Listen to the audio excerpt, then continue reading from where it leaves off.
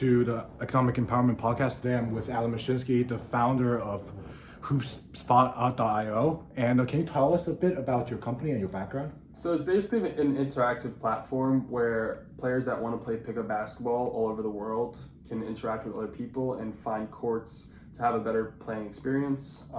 We basically rank users through a database based off their skill level, and we connect them to courts all around the world using heat map integrated systems. And for this app, right? And you're a Gen Z entrepreneur. So what is one of the biggest challenges that you have faced through your entrepreneurship experience? I think competition is big. The market, or not even the market, just the world in general for startups has evolved so much that there's so many people trying to do similar things. I think also just connectivity. For me, what really gives me an edge is that I've been a basketball player all my life. I know what that experience is like and what basketball players need. Also playing basketball at NYU, as you know, it's been a big opportunity for me to just learn a lot about the people around me from a lot of different places. Like my teammates are from all over the world, and I think being an entrepreneur is taking into account that not everybody's brain works like yours, and that the world is very different to a lot of very different people, and kind of bridging that gap and to make a platform that everyone would use it's one of the hardest things to do. What is one quality for entrepreneurship that you think is the most valuable right now? I wouldn't want to. I think having an ego, honestly. Really? I think it's a crazy thing, but you kind of. I think every entrepreneur goes into something thinking that they can't fail. I think what is it? Over 90% of startups fail. Yeah. So what's that? 1 in 10 people succeed, and that's has to be a revolutionary idea. So in that sense, we're all egotistical. We all think we can make it. We all think that our idea is the best, and we all think that we are capable of creating something that the world needs. And I think you need to have a somewhat underlying ego to keep pushing you forward. I like how you talked about there's a large chance to fail as a startup entrepreneur, and your experience in basketball. So what makes this app truly special to the users? Why this app, not some other basketball app that can see others see different stuff? So correct me if I'm wrong, but I think the statistic is that only 6% of basketball players in the world end up playing at some level of college sports. Yeah.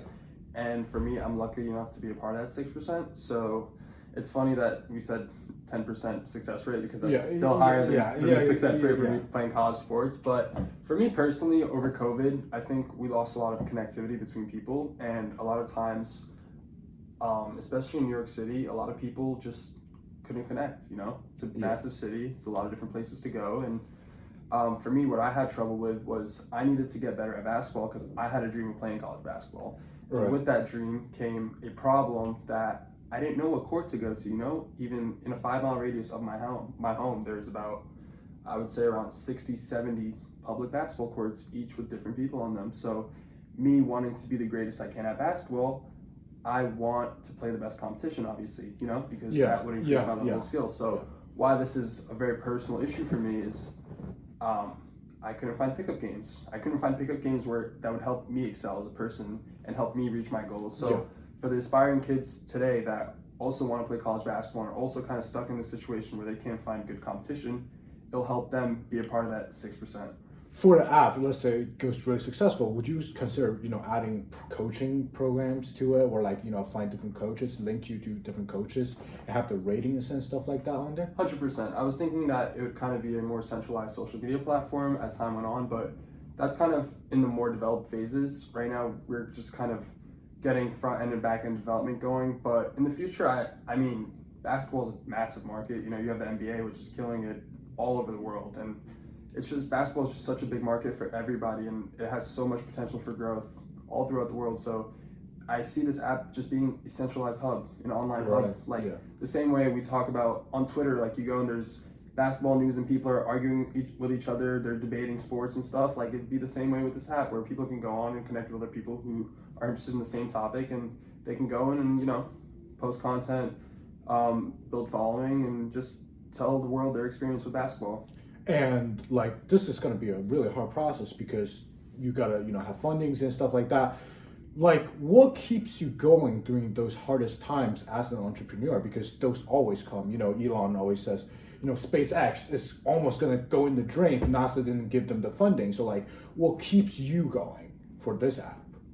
A young kid with a dream. I mean, it's what keeps me going is the idea that one day that I will have revolutionized the game that has given me a lot. I mean, it's given me the opportunity to attend some great institutions, meet some awesome people, travel the world, and just it helped me grow as a person. So I want every single person to experience what I experience, and just helping other people is what keeps me going. Yeah, I love you mentioned that, because I think a big part of the entrepreneurial spirit is about, helping other people, and basically your app can shift the basketball economic scale. And this is just on top of my mind, there's a lot of AAU games, because I'm not a pro at basketball, but I know people need to play AAU to get scouted and stuff like that.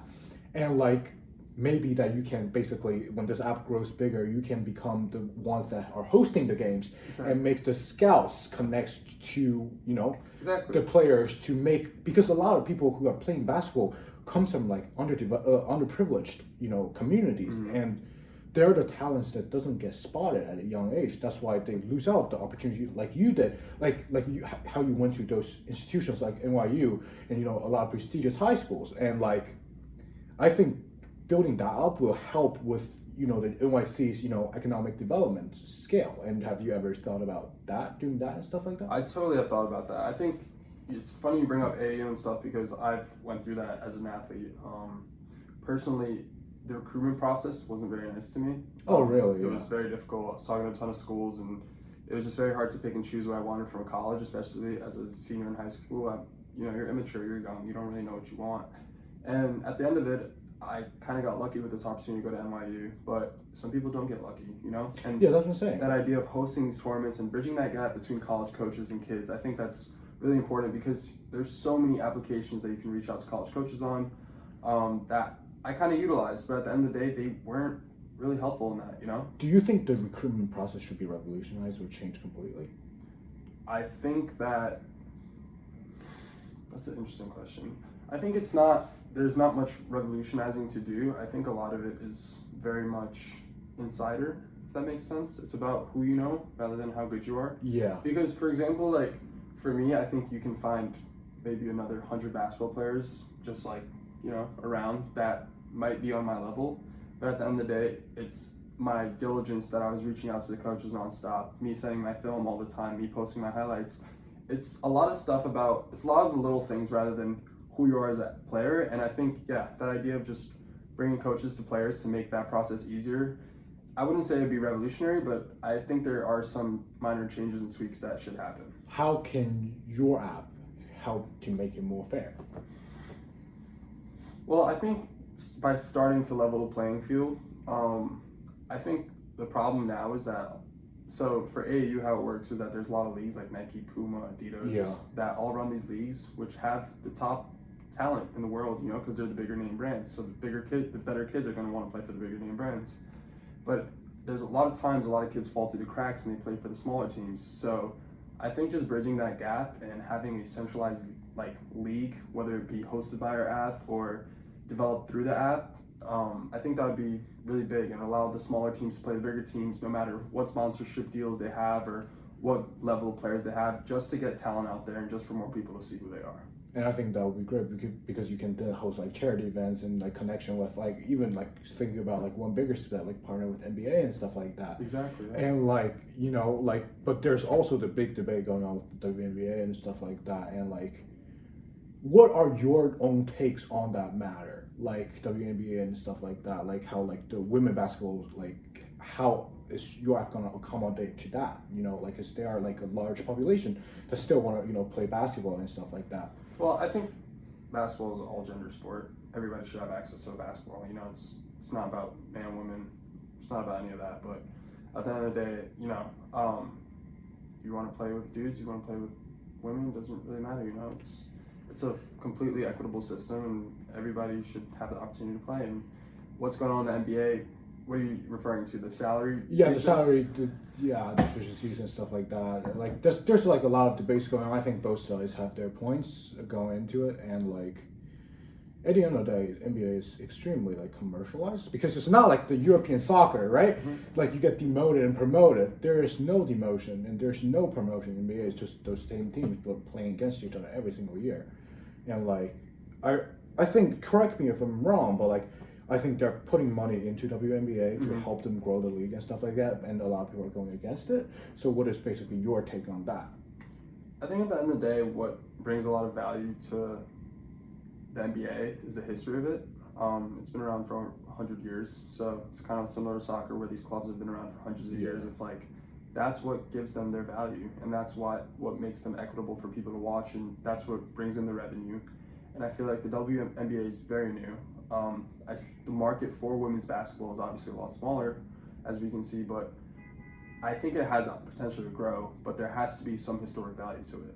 And I think if the NBA, who's funding the WNBA, finds a way to kind of bring that historical aspect and bring those games overseas, because I feel like a lot of the NBA, the reasons that the NBA has grown is because they brought their business overseas. Right.